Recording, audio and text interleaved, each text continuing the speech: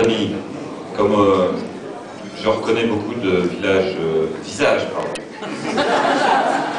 Moi, je reconnais maintenant un village, c'est Safa, j'y étais. Beaucoup de visages familiers.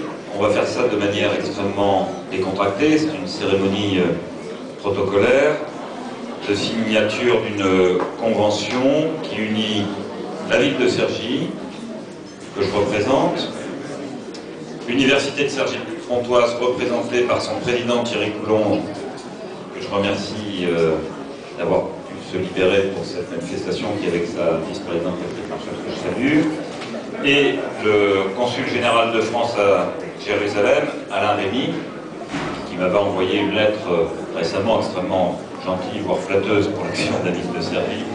Je vais en parler dans un instant, qui signera par ailleurs, parce qu'évidemment elle ne va plus se déplacer, que le fera autrement. Je voudrais d'abord saluer la délégation de Safa.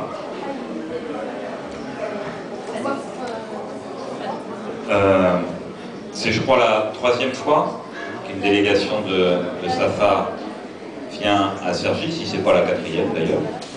Parce que je crois que vous étiez déjà là l'année dernière à l'occasion de la Semaine de la Solidarité Internationale, et vous étiez là en juin 2006, d'ailleurs au moment où nous avions inauguré le nouvel hôtel de ville. Et le renforcement de nos échanges se traduit par le fait qu'outre le déplacement que j'avais fait avec quelques collègues élus il y a presque un an maintenant, je crois que c'était en février, ouais, c'était au moment où il faisait un peu frais quand même, à Safa, Cécile, qui y est retournée très récemment pour l'inauguration de l'école de jeunes filles que la ville de Cergy a contribué à aider à construire, en tout cas dans sa première tranche, par une subvention de 50 000 € qui a appelé elle-même un fonds d'État qui amène, je crois, l'appui à un niveau significativement supérieur pour Safa. Et je dois dire que j'ai vu le film et les photos,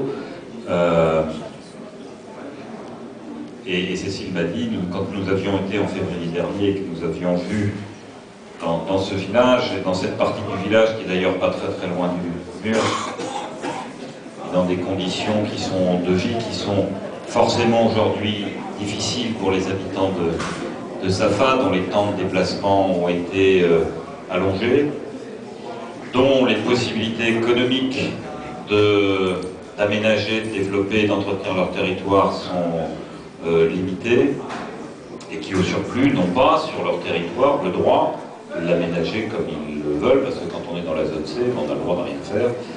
Et si je parle de la zone C, c'est que je me souviens que c'est là qu'il y avait une école qui servait d'ailleurs à plusieurs villages et qui aujourd'hui ne peut pas servir parce qu'il faudrait faire des travaux, qu'on ne peut pas faire des travaux. Je dis ça pour qu'on soit bien dans la réalité des choses. Et c'est vrai que l'école de jeunes filles, qui était d'ailleurs un ancien cantonnement ottoman, c'est ça, donc vous voyez ce que pouvait être une casemate ottomane de militaires au XIXe siècle, et donc on faisait l'école là-dedans. Donc je crois qu'aujourd'hui, les jeunes filles à Safa ont presque autant de chances que les garçons de faire de bonnes études. Elles en font d'au moins aussi bonnes si c'est pas de meilleures. Mais c'est vrai que l'école de garçons, elle avait pris un peu d'avance. Content de cela.